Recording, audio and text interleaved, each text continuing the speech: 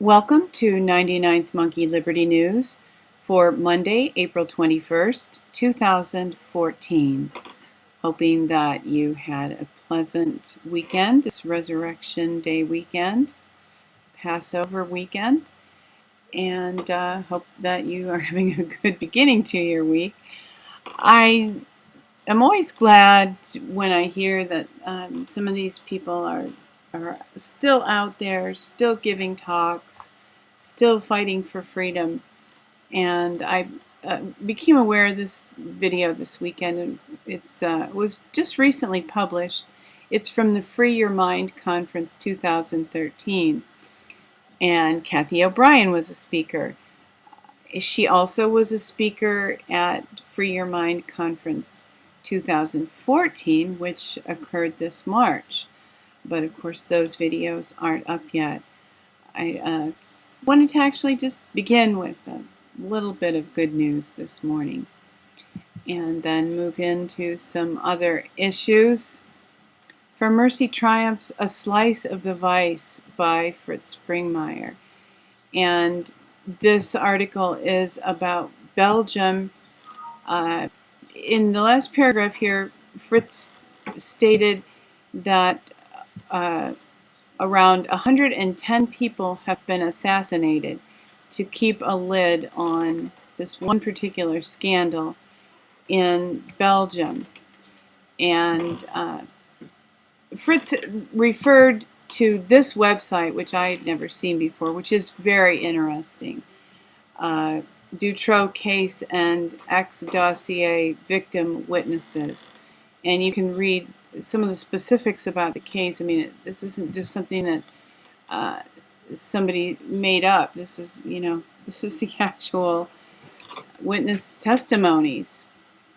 And interestingly enough, in light of people in Belgium being killed to cover up scandals, breaking dead banker number 28, Belgium 3 shot dead. So it's not just a guess or a hip shot that people are killed to hush these scandals. It's actually done, and there's proof of that. It's tragic. I don't know who these people were, if they were trying to be whistleblowers, or if they were evil people, blackmailers. I'm not sure. Why was Jesus really killed? Challenging the money changers.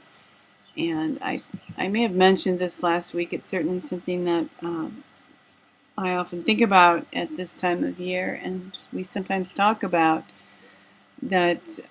Reading through the Gospels, the event that really infuriated the leaders and pressed them to make them feel that they needed to take steps to get rid of him was when he went to the temple and drove out the money changers from the temple with a whip. And many people believe that he knew that would trigger his being crucified, and it was time. So he made that move.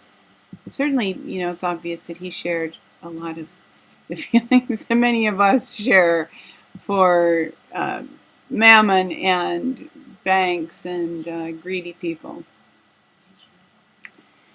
Speaking of some of those kinds of people, from Blacklisted News, Too Big to Jail, Why Kidnapping, Torture, Assassination, and Perjury are no longer crimes in Washington. And here's just going on. I mean, how topsy-turvy things are. How what we've always considered a crime is now okay. And this warrantless searches are government crimes, but warrantless bag searches become ubiquitous for Boston's subway and bus travelers. So this is really pretty outrageous. They typically are doing these kind of warrantless checkpoints. Warrantless bag searches have become commonplace at travel checkpoints in Boston as concerns for homeland security have overridden citizens' rights to be free of unreasonable searches. And, you know, you could almost buy into this. Yeah, everybody wants to be safe on the subway, right?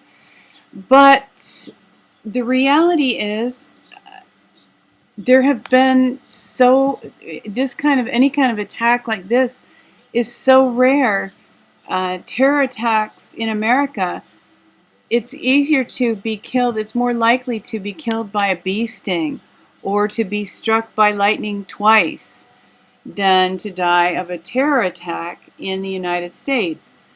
And this isn't because the law enforcement have been so efficient. You know, there have been people with the underwear bomber guy managed to get on a plane with explosives. They're not efficient. They're not effective. That's not why we don't have terrorism more. We don't have terrorism more because generally this country has been a place of goodwill. But, you know, the more you turn the heat up on people and cause people to feel fearful and like they're under pressure, actually, the more likely we will be to begin to see people go postal, as the expression goes. So, you know, this does not guarantee safety. It invades rights. And over the weekend, there was this remarkable clip of Justice Scalia foolish to have the Supreme Court decide if NSA wiretapping is unconstitutional. He made a statement that the rights guaranteed us by the Bill of Rights are not absolute. I'm pretty certain the Founding Fathers would not agree with that. And he also here wants to balance emergency with intrusion. In other words, at certain levels of emergency, intrusion is okay. Well, you know, even if you want to acknowledge that, which I happen not to, we don't have a level of emergency. I mean, if the whole idea of 9/11 is ludicrous because we know who the perpetrators were, and it's the same people who are basically making these kinds of decisions about when it's justified to take away our rights. So the whole thing is just muddied and intentionally muddied. And even if 9/11 had been real, that was how many years ago now? That was almost 13 years ago. So do we still need these measures in place? We are not still under a state of emergency. So, you know, just perspective is really needed here.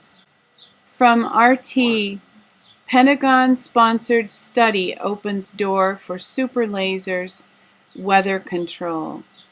And the things that are being done through these kinds of science, so-called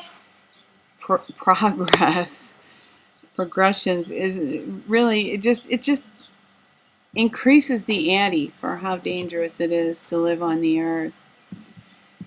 And over the weekend also, there was this article from the Daily Paul. Rosalind Peterson confirms chemtrails, geoengineering, SRM at the UN.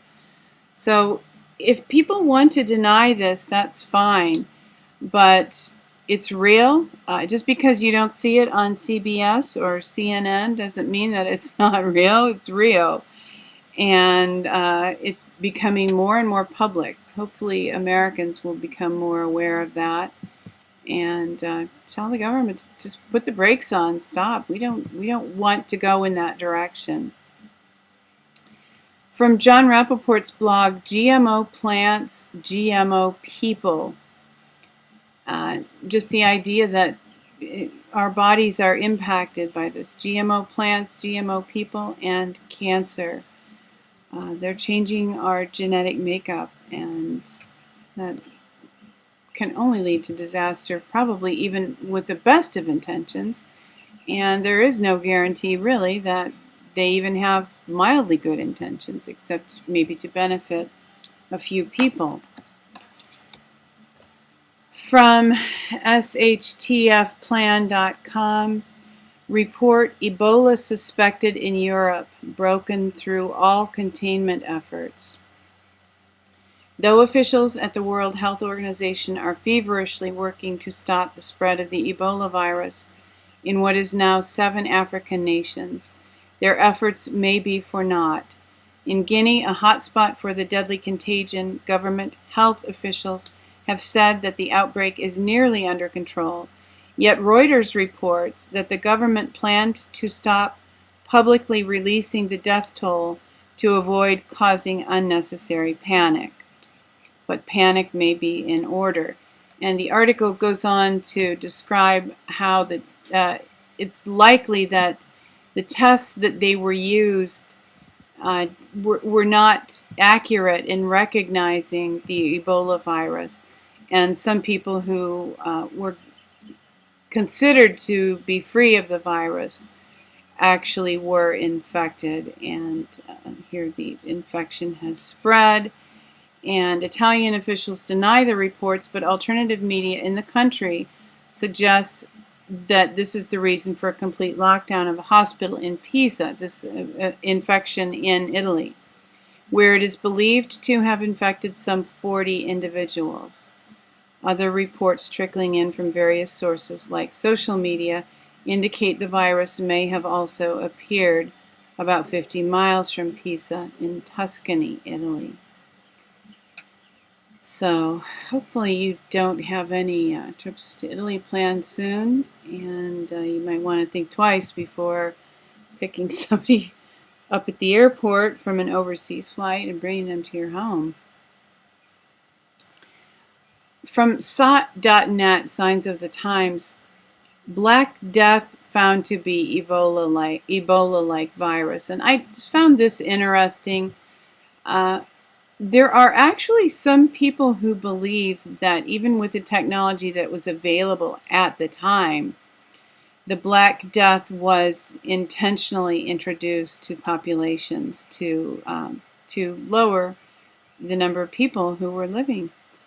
And I'm not, that's just conjecture from people, but evidently there were reports at the time of outbreaks of the Black Death in communities before there would be an outbreak.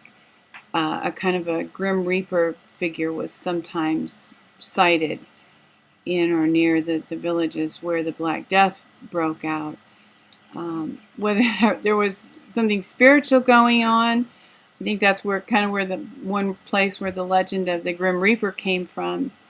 But again, some people believe that that there was some human involvement in the spread of that disease. So, as a companion to that information about Ebola, I went to naturalnews.com and did a search for immune boost.